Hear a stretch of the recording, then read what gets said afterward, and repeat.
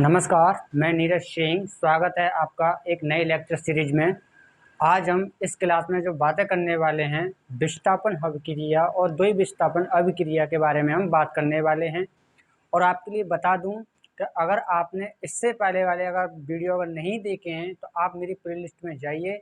आपको इससे पहले वाली जो अभिक्रियाओं के जो प्रकार जो चल रहे हैं, इससे पहले वाले सभी अभिक्रियाओं के प्रकार जो करा चुका हूँ वो आपको मेरी प्लेलिस्ट में मिल जाएंगे। उनको जा कर के वहाँ पर देखें और आप विस्तार से उनको देखते हुए आइए। चलिए आज की क्लास यहीं से शुरू करते हैं। तो देखिए, सबसे पहले अगर मैं बात करूं विस्थापन अभिक्रिया के बारे में, तो देखिए इसकी परिभाषा की अगर बात की जाए तो देखिए वे रासायनिक अभिक्रिया जिनमें अधिक क्रियाशील तत्व, मतलब ऐसी रासायनिक अभिक्रिया जिनमें अधिक क्रियाशील तत्व कम क्रियाशील तत्व को विस्थापित कर देगा। मतलब यहाँ पर ये कहा गया है कि जो तत्व तेज अभिक्रियाशील तत्व हो, ठीक है, और एक तत्व कम अभिक्रियाशील तत्व हो, तो वो क्या करेगा, तेज अभिक्रियाशील तत्व कम अभिक्रियाशील तत्व को क्या कर देगा, वो विस्थापित कर देगा, उस जगह से हटा देगा, उसकी जगह पर खुद आकर के बैठ जाएगा। एक एग्जाम्पल ले रखा हमने। पहला एग्जाम्पल है कि जिंक की अभिक्रिया करा रहे हैं हम H2SO4 के साथ, यानी शांत सल्फ्यूरिक अम्ल के साथ। देखो इसमें जिंक जो है तेज अभिक्रियाशील तत्व है, और यहाँ पर देखो हाइड्रोजन जो है ये क्या है, कम अभिक्रियाशील तत्व है, यानी कम क्रियाशील तत्व है, ठीक है। तो जिंक क्या करेगा, इस वाले हाइड्रोजन को इस जगह से हटा देगा, विस्थापित कर देगा, और इस जगह पर आके जिंक खुद बैठ जाएगा। तो यहाँ पर जैसे जिंक इसको विस्थापित करेगा हाइड्रोजन को, तो यहाँ बनाएगा जिंक सल्फेट, ठीक है। और बाकी का जो हमारा हाइड्रोजन है वो उसको जो विस्थापित किया है वो क्या करेगा, रिएक्शन जब हो रही होगी तो वो इस रिएक्शन के अंदर कुछ नए एक तत्व जुड़ेगा, अपने साथ जुड़ जाए, ऐसी कोई चीज जुड़ेगा जिसमें खुद उसके साथ जुड़ सके। जब इसको कोई भी चीज अगर नहीं मिलती है साथ जुड़ने के लिए, तो ये अलग से बाहर गैस के रूप में निकलता रहता है, ठीक है। चलिए और एक और एग्जांपल देख लेते हैं। देखो यहाँ मैंने उसी जिंक की अभिक्रिया कराई है कॉपर सल्फेट के साथ, ठीक है। तो यहाँ पर फिर से वही प्रक्रिया कि जिंक जो है तेज क्रियाशील तत्व और कॉपर जो है कम क्रियाशील तत्व। तेज क्रियाशील तत्व कम क्रियाशील तत्व को क्या करेगा, विस्थापित करेगा, क्या बनाएगा, जिंक सल्फेट बना देगा। और बचा क्या हमारा, ये कॉपर या बाहर जा रहा है तो ये कॉपर बाहर निकल जाएगा, ठीक है। फिर से वही प्रक्रिया, अगर ये क्या करेगा, रिएक्शन जब हो रही होगी अपने साथ जुड़ने के लिए कोई और तत्व जुड़ेगा, तब वहां पर कुछ भी नहीं मिलेगा, तो ये क्या होगा, बाहर निकल जाएगा, ठीक है। चलिए एक और एग्जांपल देखो, जैसे यहाँ पे लेड Pb, ठीक है, इसकी रिएक्शन करा रहे हैं हम किससे, कॉपर क्लोराइड, यानी कि कॉपर क्लोराइड से। तो यहाँ पे देखो सबसे तेज क्रियाशील तत्व यहाँ पे कौन सा है, Pb यानी कि लेड, और कम क्रियाशील तत्व कौन सा है, कॉपर।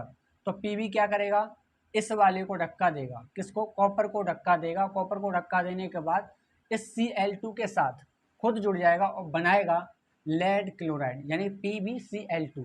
और आपका कौन विस्थापित हुआ, यहाँ से कॉपर विस्थापित हुआ, तो ये बाहर आ गया, ठीक है। चलिए एक और एग्जांपल देखते हैं इसका, कि देखिए ये आयरन लोहा है, लोहे की मैं अभिक्रिया करा रहा हूँ कॉपर सल्फेट के विलयन के साथ, ठीक है।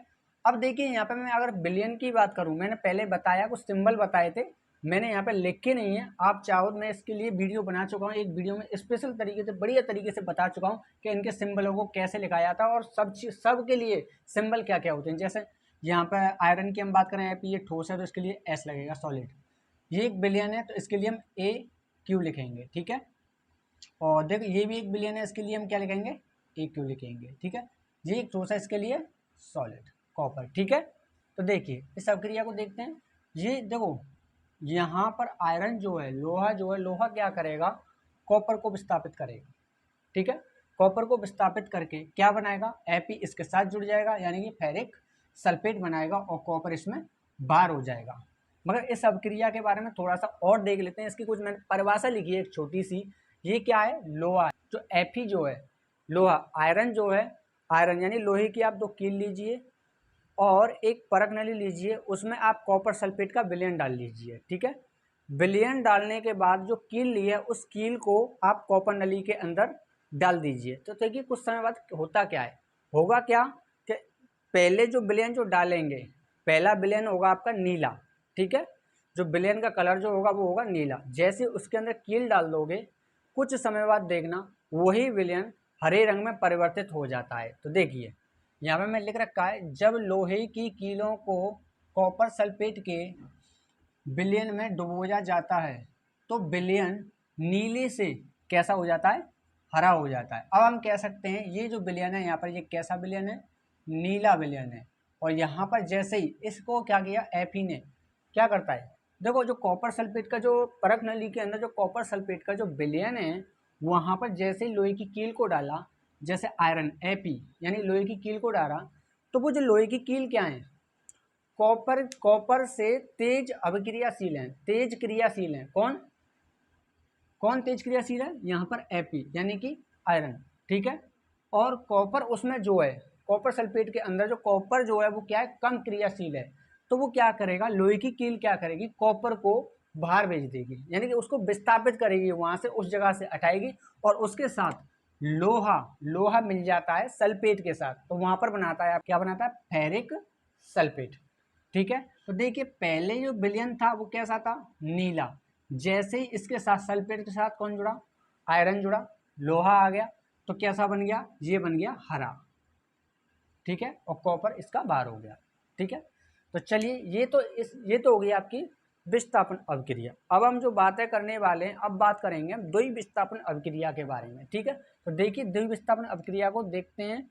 देखिए द्वि विस्थापन अभिक्रिया, थोड़ी परिभाषा देखते हैं इसकी।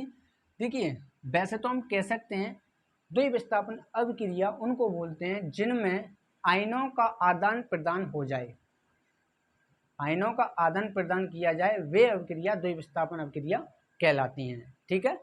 यह हम कह सकते हैं, देखिए वे अभिक्रिया जिनमें यौगिकों के आयन, तो यौगिक जो होते हैं उनके आयन अथवा विनिमय, विनिमय मतलब मिलकर नए यौगिक बनाते हैं, मतलब यह वही आदान प्रदान करने वाली। आप या फिर ऐसे बोल सकते हैं, जब दो अभिकारकों के बीच आयनों का आदान प्रदान होता है तो द्वि विस्थापन अभिक्रिया कहलाती है।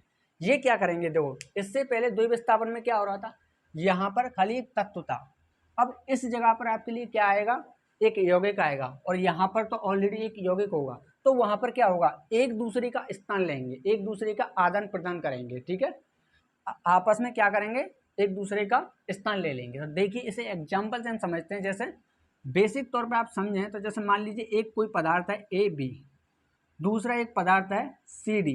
तो देखिए एक दूसरे का स्थान ये किस प्रकार से लेते हैं, देखो यहाँ पर मैंने आपके लिए पहले भी वीडियो में बता चुका हूँ कि जो पहला जो होता है वो पॉजिटिव होता है और दूसरा जो जुड़ा होता है वो नेगेटिव, ऐसे ये पॉजिटिव और ये नेगेटिव, ठीक है। तो देखिए होता क्या है, यहाँ पर ए जो है नेगेटिव वाले को लेगा इसमें से किसको, डी को, तो यहाँ पर पहला बनेगा ए डी हुआ, ठीक है, आदान प्रदान कर रहे हैं।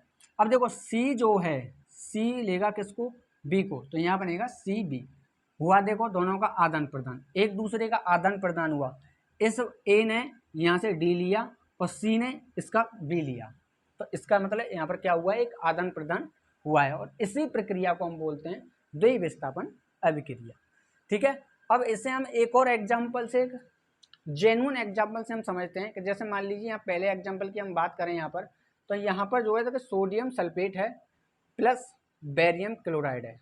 अब जाहिर सी बात है, सीधी बात है, बिल्कुल जैसे मैंने आपको बताया बेसिक तौर पर, आप उसी प्रक्रिया को इसमें आजमाइए। देखिए पहला जो तत्व है वो है सोडियम, दूसरा है इसमें बेरिलियम, ठीक है। अब देखो इस वाले यौगिक का दूसरा कौन सा है, सल्फेट, और इस वाले यौगिक का कौन सा दूसरा, क्लोराइड, ठीक है। तो देखो ये पहले वाला सोडियम क्या करेगा, देखो ये पॉजिटिव ये नेगेटिव, ये पॉजिटिव ये नेगेटिव, सोडियम जो है पॉजिटिव वाला एक नेगेटिव को इसमें से अपने साथ लाएगा, ठीक है, यानी कि इसके Cl2 को अपने साथ ले आएगा और बनाएगा 2NaCl, ठीक है। अब बचा क्या हमारे पास, एक तो बचा सल्फेट और एक बचा बेरिलियम। बेरिलियम क्या करेगा, पॉजिटिव के बाद नेगेटिव ही जुड़ेगा ना, बेरिलियम सल्फेट को अपने साथ लाएगा, तो यहाँ पर बनेगा बेरियम सल्फेट। जो बेरियम सल्फेट जो पदार्थ बनता है उसे बोलते हैं हम श्वेत अवक्षेप। ठीक है, एक और एग्जांपल देखिए, यहाँ पर है आपका सिल्वर नाइट्रेट। इसमें बिल्कुल वही प्रक्रिया है, जैसे ये पॉजिटिव, ये नेगेटिव, ये पॉजिटिव, ये नेगेटिव। ठीक है, तो देखिए यहाँ पर क्या होगा, फिर से वही चीज़ कर दीजिए कि Ag किसको लेगा, Cl को बना लेगा, तो बनेगा AgCl। ठीक है, और नाइट्रेट जो है Na जो है साथ में किसको लेगा, नाइट्रेट को लेगा, तो बनाएगा सोडियम नाइट्रेट। अब आपको पता चल गया होगा कि विस्थापन अभिक्रिया और द्वि विस्थापन अभिक्रिया किस प्रकार से होती हैं। फिर से आप थोड़ा सा मैं आपके लिए बता दूं कि विस्थापन अभिक्रिया उन्हें बोलते हैं जो तेज अभिक्रियाशील तत्व कम अभिक्रियाशील तत्व को क्या कर देते हैं, विस्थापित कर देते हैं, उन्हें हम कहते हैं विस्थापन अभिक्रिया। अगर हम द्वि विस्थापन अभिक्रियाओं के बारे में अगर हम बात करें तो यहाँ पर क्या होता है, एक दो यौगिकों के अंदर, दो अभिकारकों के अंदर आयनों का आदान प्रदान होता है, एक दूसरे की जगह लेते हैं, और उस प्रक्रिया को हम बोलते हैं द्वि विस्थापन। ठीक है, चलिए आज की क्लास हम यहीं पर समाप्त करते हैं। अब आपके जो अभिक्रियाओं के जो प्रकार चल रहे हैं उसमें आपकी लास्ट एक और आपकी एक अभिक्रिया रह गई है जिसे हम बोलते हैं अपचयन एवं उपचयन। ठीक है, जिसे हम रिडॉक्स अभिक्रिया के नाम से जानते हैं। इस अभिक्रिया को हम नेक्स्ट क्लास में हम जानेंगे। उसके बाद आपके छोटे छोटे बेसिक से और एक दो टॉपिक और हैं, उनके बारे में जानेंगे। आपका चैप्टर वहाँ पर खत्म हो जाएगा। ठीक है, और आपको पूरी तरीके से अगर नहीं भी समझ में आया तो पहले आप इससे पहले वाली वीडियो को देखिए, आप उनको देखिए, विस्तार से जानिए, धीरे धीरे यहाँ पर आइए, आपको सारी चीज़ें समझ में आने लग जाएंगी। ठीक है, चलिए।